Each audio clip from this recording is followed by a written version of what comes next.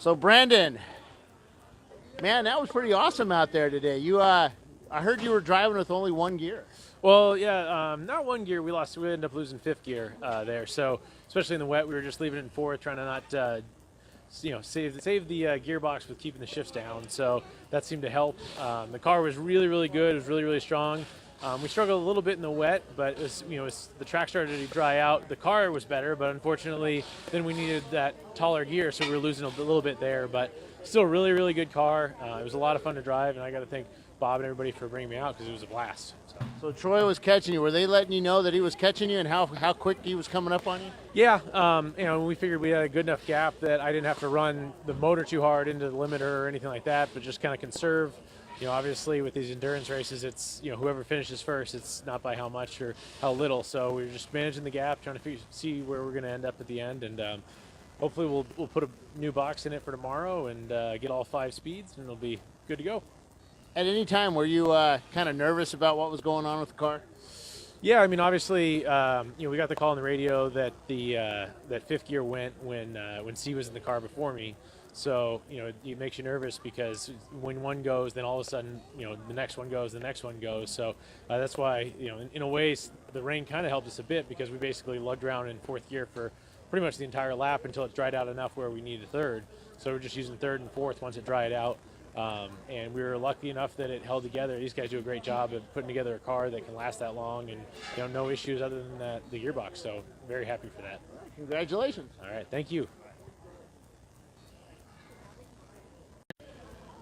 We're down here with Troy Ermish, who was in the car at the end there, man. You were catching him, but what happened at the end? I think some guys were just guys wrecking. And once they wrecked, and I caught lappers. So everybody that wrecked between us. Right. So he got a straight shot through there. So I got in the car about a minute and a half, minute and 40 seconds behind. I whittled it down to 10 seconds. Yeah. And then we caught the lappers between myself and the accident, and so they slowed way down. So I lost all that ground, and there just wasn't enough time for me to gain on him. To his credit, he drove pretty well for a car with no fifth gear. So, I was hustling it as hard as I could, and I thought maybe if we hadn't got those cautions, it would have been neck and neck at the finish. It would have been pretty exciting.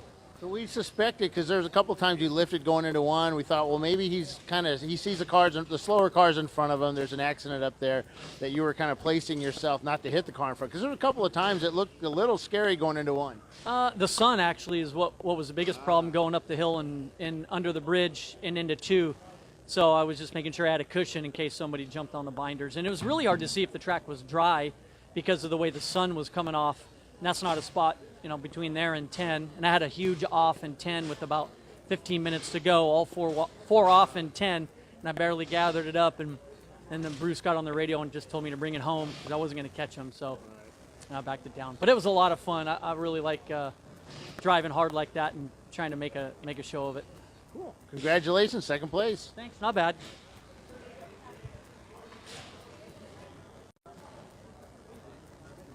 So the auto spec finishes third place. Could you have got those guys in front of you? Because they were really booking it towards the end. No, they took off there at the end, and we were in a save fuel mode. Let's finish where we were. We did the calculations in the car behind us. If we just ran our 210s, we were fine. So that's what the driver did, and it wasn't me. It was Dale Rye, who's getting changed right now, and he did a fantastic job bringing the car home. So any issues out there while you were trying to chase him down or holding the position? No, not today. Yesterday we had a pretty big issue. We blew up a motor and put our new engine in that came fresh from the salvage yard. So here's to a salvage engine. So what did we tell you? That's probably the best engine you ever had? Well, I would like to have the other engine. It makes us work really hard. But the fact that it's still running and it's in one piece and we get a run tomorrow, so everything's looking good. All right, congratulations, guys. Who are your drivers? Well, first of all, who were your drivers this weekend? Andy Pasture, Dale Rye, and myself. All right, guys. Elias Anderson. All right, guys. Congratulations. Thank you. Oh, and John. So is he the crew chief? Crew chief, sure. Crew chief, builder. Well, John is owner of underwear Homestead model slash crew chief. We got You a lot know, of ladies out there. So. I am the eye candy of the team, but sometimes I also pull a wrench. And we have one of those on our team. His name is Doc Waldrop. So you know, Yeah, it was great. I was really happy with the bad luck we had on test day was a blessing. That didn't happen on race day.